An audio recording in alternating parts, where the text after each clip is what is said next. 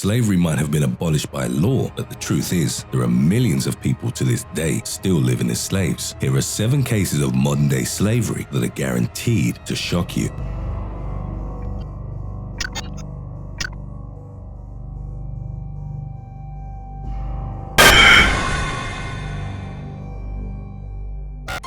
Number 7. Slave camel jockeys.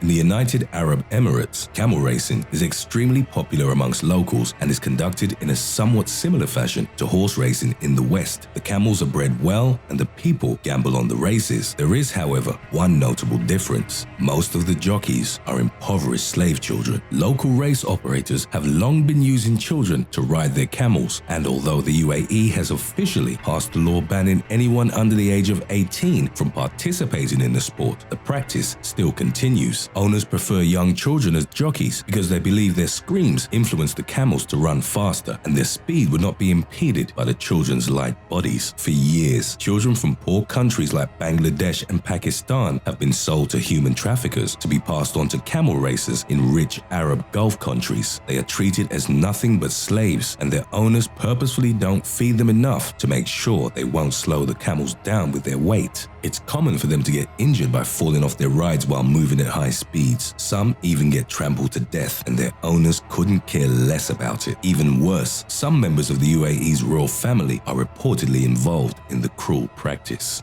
Number 6. North Korean slaves for the Chinese. The brutality of the North Korean regime and the sufferings of its people is already common knowledge. Every year, thousands of North Korean citizens try to escape the country through China with the hope of a better life. Some succeed and some fail, and then there are those who end up being victims to a modern slavery market. Ji Hun-ya is a North Korean defector who only managed to successfully complete her escape at the 4th try, having unfortunately fallen victim to human traffickers twice. Her first attempt was with her family, where they got caught by Chinese security agents and sent back to North Korea. In her second attempt, Ji got seized by Chinese human traffickers, who then sold her as a slave to a Chinese family. Not long after, she was caught by officials and sent again to her native North Korea. This time, Ji was punished severely. She was placed in a notorious detention camp where only 1/10 of prisoners survived. Since there was no food there, she survived by eating frogs and grasshoppers. After a year in prison, Ji made her third escape, but was again caught by Chinese traffickers near the border. She was sold into slavery again, this time to an old farmer who then impregnated her again. Ji was caught by Chinese officials, sent back to North Korea and placed in a prison camp. There, she underwent a forced abortion without anesthesia, causing her to suffer immense pain and bleeding for a long time. A guard who took pity on her allowed her to leave, and Ji made her 4th and final bid for freedom. This time, she made it across China and into South Korea. A student of political science, Ji has since detailed her long journey in her book, 244 Miles in Search of Freedom. Number 5. Sex slavery in Europe. Sex trafficking in Europe has been a problem for decades, with thousands of young women being sold into sexual slavery every year. The problem is prevalent mostly in the eastern and Balkan regions of the continent, where the people face more economic hardships and higher crime rates. At the age of 14, British teenager Megan Stevens went on a holiday to a country area in Greece. There she fell in love with Jack, an Albanian man she met at her bar. She eventually convinced her mother to let her stay in Greece, and Megan and Jack moved in together.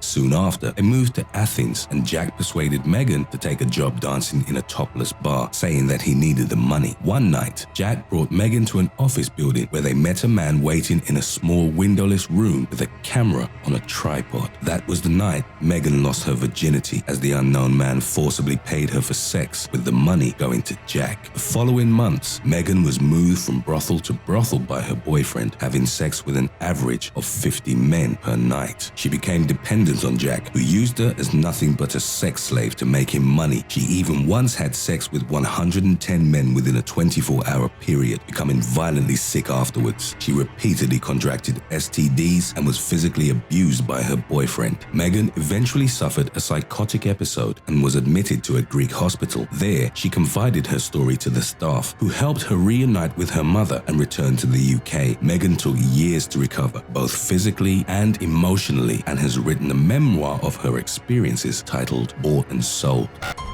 Number 4. Organ harvesting.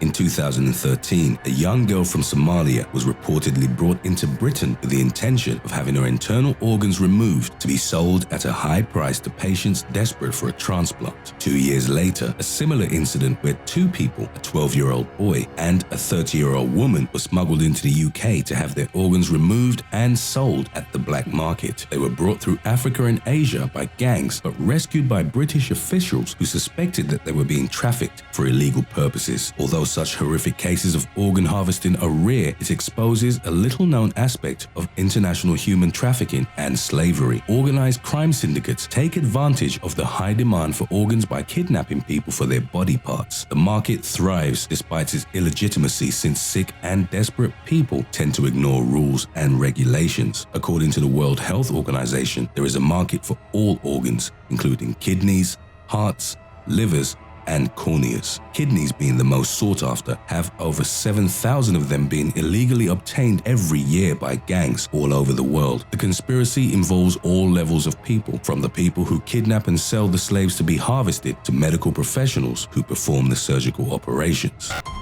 Number 3. Cocoa farm slaves. Chocolate is probably the most beloved food on the planet, and very few people could say they hate it. But for some children living in Western Africa, chocolate brings nothing but pain and suffering, as they are forced to work as slaves in cocoa plantations in order to fulfill the high demands of the chocolate industry. Ivory Coast, the country which is the #1 cocoa producer on the planet, is estimated to have up to 19,000 child slaves working on its many commercial cocoa farms. Some of them have cocoa farmers as parents, while some are trafficked illegally to tend the fields. Many of them are abducted from neighboring countries like Mali, and some are sold by their own poverty-stricken parents. Outdated farming methods are used in the plantations, and the children work with dangerously sharp tools on a daily basis with no safety regulations whatsoever. Most major international food companies get their cocoa-based products from Western Africa, with child slavery occurring behind this production. Nestle has repeatedly been fighting off lawsuits over allegations that it aids human rights violations through the purchasing of cocoa from Ivory Coast. The food company is allegedly aware of the region's child slavery problems, but continues to provide assistance to locals in order to obtain the cheapest cocoa products. Number 2. Domestic slavery. Modern-day slavery does not only exist in fields and factories of third-world countries or in brothels run by gangs. Slavery could exist right next door to you within the confines of a seemingly normal household. Shaima Hall was one of 11 children born to poor parents in the slums of Alexandria, Egypt. In 1998, one of her older sisters was accused of stealing from a wealthy couple she worked for. To make up for their stolen property, the couple demanded a younger child to be given to them. Shaima's parents agreed and left her, who was 8 years old, to work for the couple. For the next 2 years, she worked at the household as a slave. The children there teased her, while the dad would often smack her. They called her a stupid slave and constantly reminded her that she was there to pay for her sister's debt. 2 years later, the family moved to California, bringing Shaima with them. Over there, the abuse got even worse. She was forced to work 20 hours every day and was only allowed 1 meal a day from the family's leftovers. She slept on a mattress on the floor and had to hand wash her own clothes, as the family didn't allow her to use the washing machine for herself. In 2002, police and social workers stormed the house after getting an anonymous tip. Shaima, then 12 years old, was taken away and the abusive couple was put under arrest. Shaima decided not to return to Egypt. She ended up in foster homes, attended community college, and now works management at a luggage store. She has since written a book titled Hidden Girl, detailing the dark years she went through as a house slave.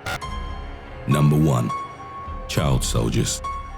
Most countries experiencing armed conflict in Africa have children involved as slave soldiers. Most of them are not volunteers, but are taken away forcibly from their families or taken in after their parents are killed from conflict. They are forced to do all sorts of work, from cooking to fighting. Today, about half of all child soldiers are in Africa, with the number of those in armed conflict, including combat roles, at an estimated 100,000. Ishmael Bia, a human rights activist from Sierra Leone, spent years as a slave soldier in the civil war that ravaged his country throughout the 90s. As a 12-year-old, he was picked up by an armed group fighting for the government while fleeing from his hometown that was invaded by rebels. Together with other youngsters his age, he was trained, drugged, and brainwashed until killing, according to him, became like drinking a glass of water. Children who cried and showed too much emotion were shot. After years of fighting, Ishmael was eventually rescued by UNICEF and brought to live in the United States. He graduated college with a degree in political science. He admits that he can't remember the number of people he's killed and blames most of the violence he committed to the drugs that he took during that time. Ishmael's acclaimed memoir, A Long Way Gone, Memoirs of a Boy Soldier, details his years living in slavery as a child soldier.